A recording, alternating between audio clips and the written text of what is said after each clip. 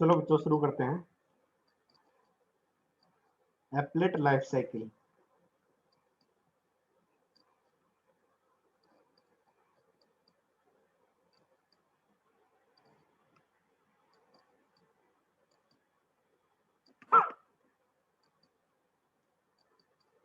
देखो, जो सबसे पहली स्टेज होती है एप्लेट के अंदर, जब एप्लेट बोर्न होता है या एप्लेट क्रिएट करते हैं, जब जिस टाइम हम, तो सबसे पहले इनिशियलाइजेशन आता है।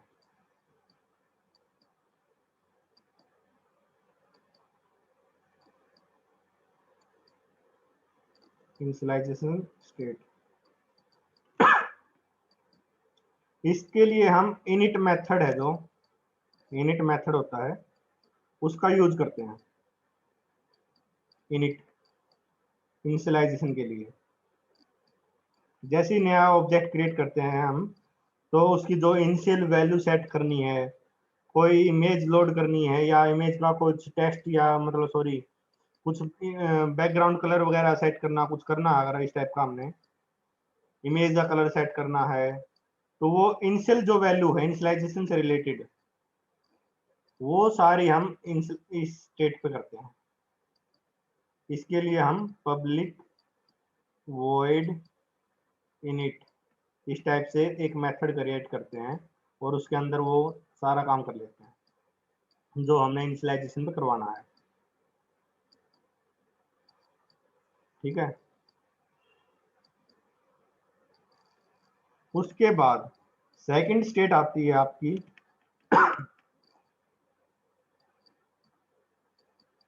Running state. इसको हम कॉल करते हैं by using start method. Running state,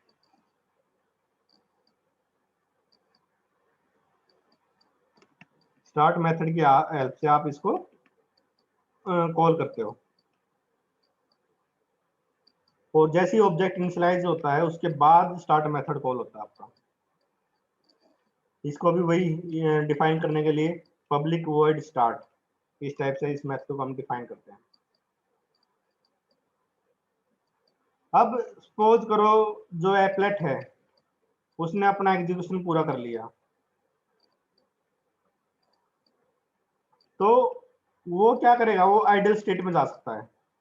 वो आइडल स्टेट में या तो खुद चला जाएगा, जब उसने कुछ काम ही नहीं करना, तो आइडल स्टेट में अपने आप भी जा सकता है, या फिर उसको हम स्टॉप मेथड की हेल्प से खुद भी स्टॉप कर सकते हैं एप्लेट को। दो चीजें समझो, या तो उसने अपना काम कंप्लीट कर लिया तो खुद भी आइडल स्टेट में जा सकता है, या फिर हम उसको स्टॉप करके मेथड कॉल करके आइडल स्टेट में भेज सकते हैं।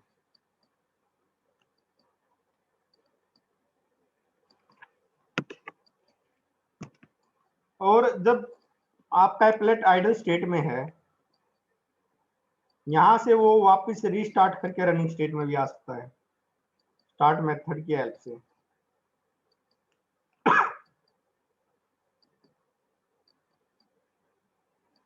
और आइडल स्टेट से, जब वो आइडल स्टेट में है, अगर उसका काम कंप्लीट हो चुका है तो उसको हम डिस्ट्रॉय भी कर सकते हैं डिस्ट्रॉय मेथड की हेल्प से। ये इसकी डेड स्टेट होती है। यहाँ पर एप्लेट अपना एंड कर गया। ठीक है। तो स्टॉप मेथड है, उसको डिफाइन करने का तरीका यही है, पब्लिक वॉइड स्टॉप। डिस्ट्रॉय के लिए भी सेम है, पब्लिक वॉइड डिस्ट्रॉय। ठीक है। और जो हमने पेंट मेथड अभी यूज किया था पीछे एग्जांपल में, पब्लिक वॉइड पेंट ग्राफिक्स जी, फिर जी डॉट ड्रॉ स्ट्रिंग हमने लिखा था, वो आपका रनिंग स्टेट के अंदर आता है, क्योंकि आप कुछ मतलब पेंट करने का काम कर रहे हो। इसमें आप इमेज मतलब शेप वगैरह भी डिजाइन कर सकते हो। आपने रेक्टेंगुलर शेप प्रिंट करवानी है वो भी करवा सकते हो, सर्कुलर करवानी है वो भी करवा सकते हो, सर्कल शेप में कलर फिल करना है वो भी कर सकते हो। वो मैं आपको आगे बताऊंगा, नेक्स्ट लेक्चर में कल करेंगे उसको हम। तो ये था लाइफ साइकिल ऑफ एप्लेट। अब आता है कि भाई हम पैरामीटर जो मैंने बताया था परम टैग पैरामीटर पास करने के लिए, तो वो कैसे करेंगे? देखो यहां पर लिखो परम, परम मतलब पैरामीटर का सॉर्ट है ये, परम नेम, यहाँ पर नेम दे दिया, मान लिया नेम आपका, नेम ही दे देता हूँ मैं इसका नाम, ठीक है। दूसरा वैल्यू, बीच में कोई कोमा नहीं है, वैल्यू, वैल्यू में सपोज करो मैं अपना नाम दे देता हूँ, ठीक है। और इसको हमने प्रिंट करवाना है इस पैरामीटर को, तो क्या करेंगे हम, स्ट्रिंग के अंदर लेके आएंगे इसको, मान लिया स्ट्रिंग मैंने ले ली नल, इनिशियल वैल्यू उसकी नल ले ली, और उसके बाद मैंने बताया था कि स्टार्ट एप्लेट स्टार्ट होता आपका इससे, इनिट मेथड से, इनिट, ठीक है। और इसमें हम क्या करेंगे, str को अपडेट करेंगे किससे, गेट पैरामीटर, मैंने बताया था कि गेट पैरामीटर मेथड होता है जो आपका परम टैग है उसकी वैल्यू को फैच करने के लिए। गेट पैरामीटर क्या,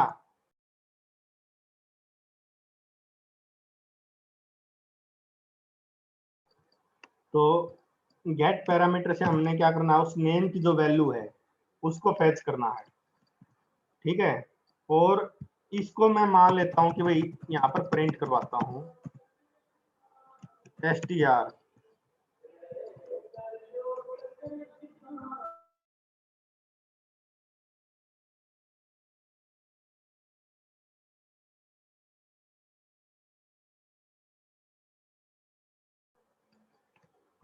और मान लेता हूं मैं यहाँ पर इसकी वैल्यू चेंज कर देता हूं ताकि आपको थोड़ा आउटपुट अलग मिले, और यहाँ पर भी मान लेता हूं मैं इसको 400 और 400 ले लेता हूं ताकि शेप आपको डिफरेंट मिले। इसको मैं कर देता हूं क्लोज, ठीक है। यहाँ पर मैंने क्या किया, एक परम टैग यूज किया, इसका नाम दे दिया मैंने नेम, और इसकी वैल्यू दे दी आशीष। और यहाँ पर अपनी जो जावा क्लास थी, सॉरी जावा फाइल थी, उसमें मैंने एक वेरिएबल लिया स्ट्रिंग, इनिशियल वैल्यू सेट कर दी नल, और उस वैल्यू को अपडेट किया मैंने इनिट मेथड के अंदर गेट पैरामीटर की हेल्प से, गेट पैरामीटर नेम, ये उस पैरामीटर नेम का जो वैल्यू थी उसको फैच कर लेगा और स्ट्रिंग में साइन कर देगा, और पेंट मेथड की हेल्प से हम उसको प्रिंट करवा देंगे स्ट्रिंग को, ठीक है। मैं इसको अब कंपाइल करता हूं, सबसे पहले तो कंपाइल हो गया अपना, अब मैं इसको रन करता हूं applet,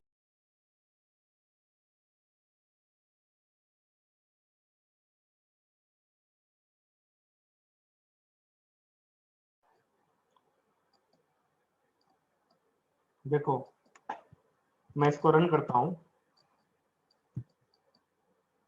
applet viewer first applet dot HTML,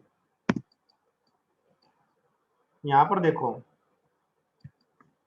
इस बार मैंने क्या किया था जो इसका साइज था 400 और 400 सेट कर दिया था, तो ये जो साइज है ये आपका दोनों 400 है। पिछले केस में क्या हुआ था, इसकी लेंथ ज्यादा थी, आपको जानना तो, क्योंकि उस टाइम 400 और 600 मैंने वैल्यू दे रखी थी, ठीक। और यहाँ पर जो नाम है इस बार नीचे आया है, पिछली बार यहाँ से था कहीं, इस बार ये वैल्यू नीचे आई है, क्यों आई है, डिपेंड करता है आपने क्या उसको लेंथ, और ये जो वैल्यू है एक्स और वाई कोऑर्डिनेट की वैल्यू, यहाँ एक्स 3 मतलब 100 है, वाई 300 है। देखो जो एक्स कोऑर्डिनेट है मान लिया ये आपका 100 है यहाँ पर, और जो वाई है ये आपका 300 है, इसलिए ये आपका नीचे आया है। पिछले केस में ये दोनों 100 था, इसलिए वो ऊपर आया था। तो पैरामीटर या टैग कह लो, उसकी वैल्यू को कैसे आप यूज करोगे एप्लेट के अंदर, वो चीज समझ में आई।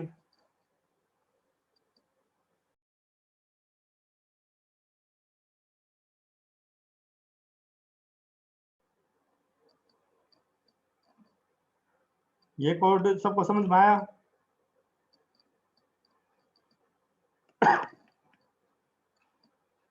किसी को डाउट हो तो पूछो इसमें।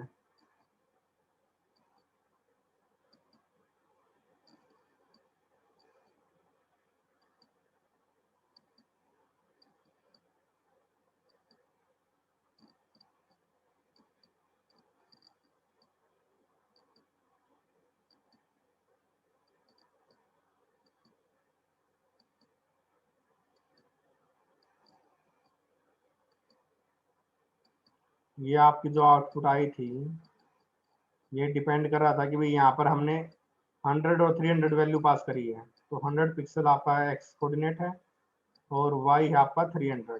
लास्ट केस में दोनों 100 था, तो इसलिए ये वैल्यू आपको ऊपर प्रिंट हुई थी। और इसका जो साइज है वो हमने 400 और 400 पास किया है, इसलिए ये आपको स्क्वायर दिख रहा है। लास्ट केस में ये क्या था, 400 और 600, इसलिए उसकी जो हाइट थी वो ज़्यादा थी। चलो बार बार डिस्कनेक्ट हो रहा है, बाकी हम कल करेंगे।